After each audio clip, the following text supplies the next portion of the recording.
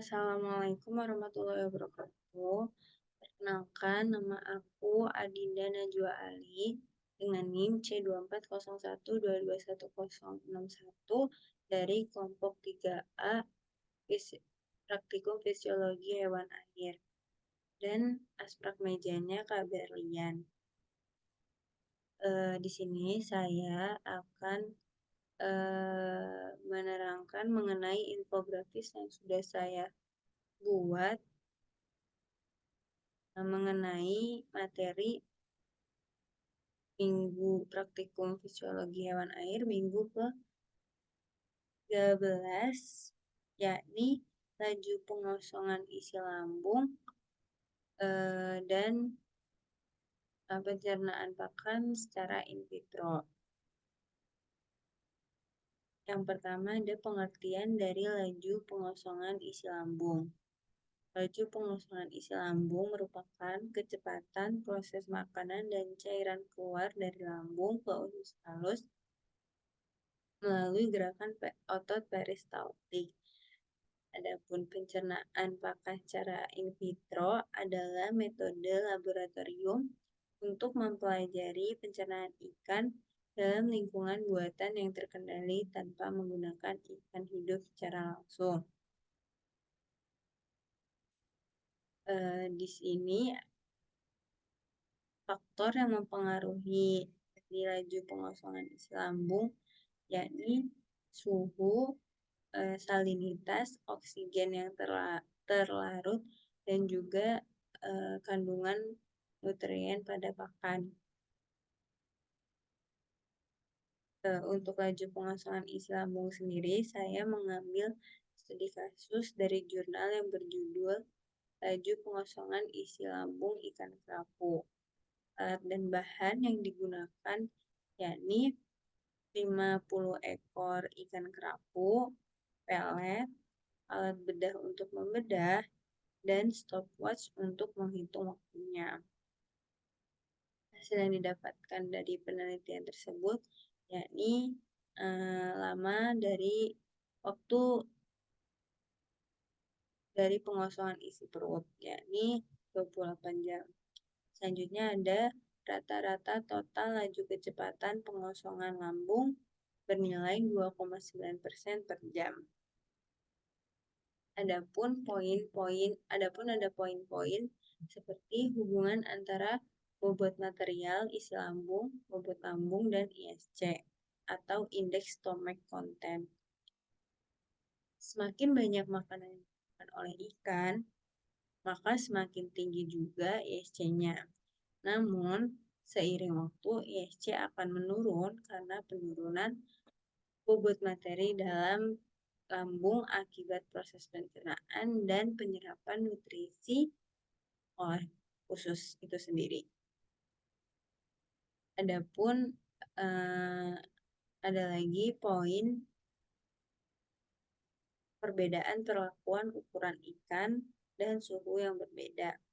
Ukuran ikan berpengaruh terhadap kecepatan pengosongan isi lambung, di mana ikan yang lebih besar membutuhkan waktu yang lebih lama. Suhu juga mempengaruhi proses pencernaan. Dengan suhu optimal umumnya pada suhu 29 derajat Celcius, semakin dingin suhu, maka semakin lama pencernaan berlangsung.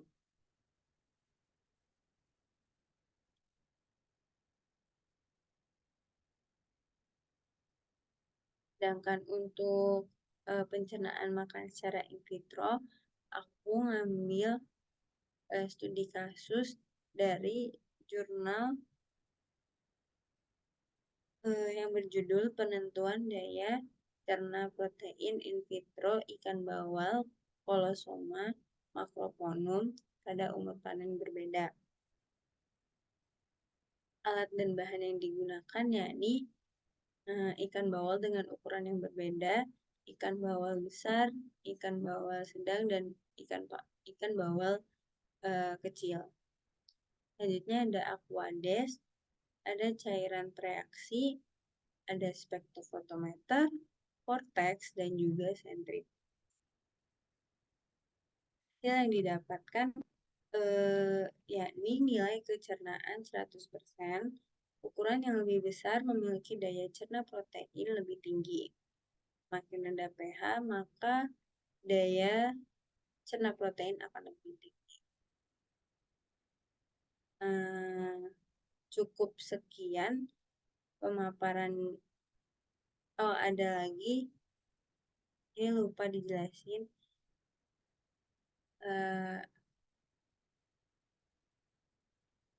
Adapun hasil yang dihasilkan oleh penelitian laju pengosongan isi lambung ikan kerapu dapat terjadi karena adanya faktor yang mempengaruhi seperti bobot ikan, umur ikan, dan juga lingkungan. Pun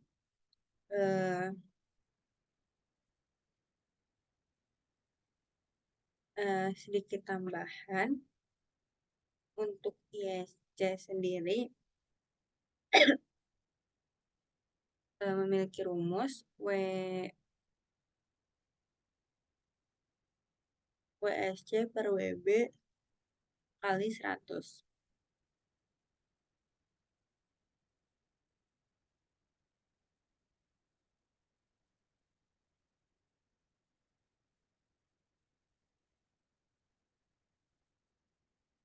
Selanjutnya ada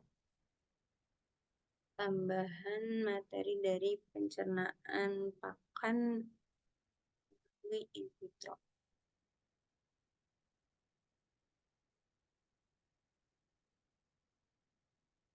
Aktivitas enzim selama proses pencernaan dipengaruhi oleh pH dan suhu, tentunya jumlah dan konsentrasi enzim, jumlah pakan, dan aktivator. Contoh enzim pencernaan yakni enzim pankreas, enzim papain yang berasal dari kayak enzim bromelin dan enzim pepsin. Cukup sekian pemaparan infografis yang saya buat di minggu 13. Apabila ada pertanyaan, boleh langsung saja drop di kolom komentar di bawah ini. Nanti akan saya jawab juga di kolom komentar.